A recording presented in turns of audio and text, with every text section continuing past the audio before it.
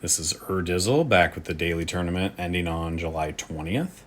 And I wanted to get this one out a little earlier, but I was preoccupied with some real disc golf, so just now getting around to this.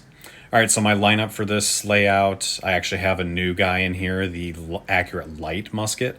I used to throw that all the time in the 803 update, so it's kind of cool to have it back in the bag. Other than that, I've got my Fuse, River, and Musket, all Accurate Windbreak. And then my Light Glide Ballista, and I'm actually using the Glide Skip Ballista instead of the Light Skip Ballista for one particular hole.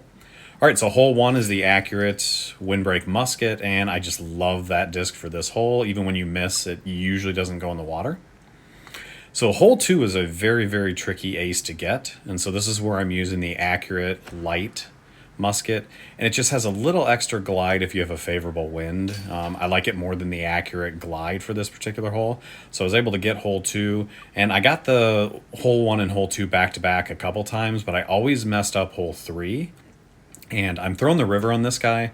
I had been throwing the Explorer, but I just was not getting it as consistently as I wanted. So I was able to sneak that one in there for the turkey. So the ace, ace, ace to start. And so I'm feeling very good at this point that if I can just finish out with birdies and eagles on the par fours, I got a great round going. And so having sunshine, it'd be nice to get an ace, but it's not necessary. And I'm not going to lie, I was shocked I hit that one. And so starting off with four aces in a row, I've done that a couple other times, but it's still cool. And so now all I'm thinking about is, man, if I could start with five in a row, that would be insane. But of course, that's not going to happen. Left that one a little right. But right now, I am one stroke ahead of the pace because I think the hot round was a 15. And so if I can deuce everything from here on out, I've got myself a 14, and I will most certainly take it down. But there are a couple tricky holes coming up. This is one.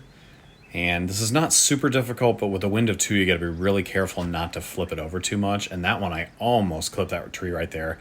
I would have been extremely annoyed if I would have hit that tree after starting off with four aces in a row. Again, all I need to do is finish with twos from here on out, and I got it. And so I was able to putt that one from 48. And now we shift over to Oak Hill, and I felt really good about the Oak Hill holes because it's the two par threes, and so there's only one par four. And this one, I almost got away from me a little bit. I normally throw the recoil on that hole, and I left that one a little short with the Accurate Light Musket. And so it left me 55 feet. But again, if you've watched any of my videos, that's putting range for me, and I feel pretty comfortable with that. But I usually like to put that one under the basket, so that was definitely a little bit longer than I had hoped for.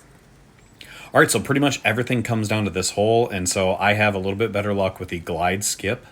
And so that's why I swapped it into the bag for this particular hole.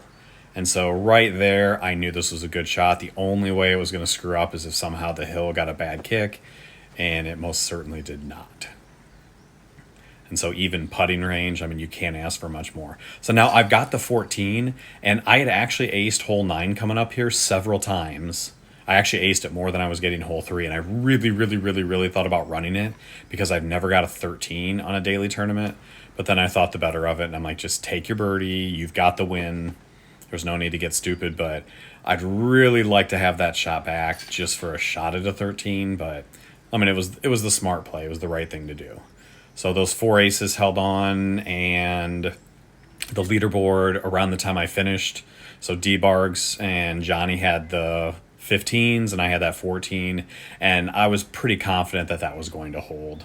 I thought there was an outside chance that somebody could slide in and tie me, but the only way to beat me was they'd have to deuce every hole and get 5 hole-in-ones, which is possible, but I felt pretty good about this one.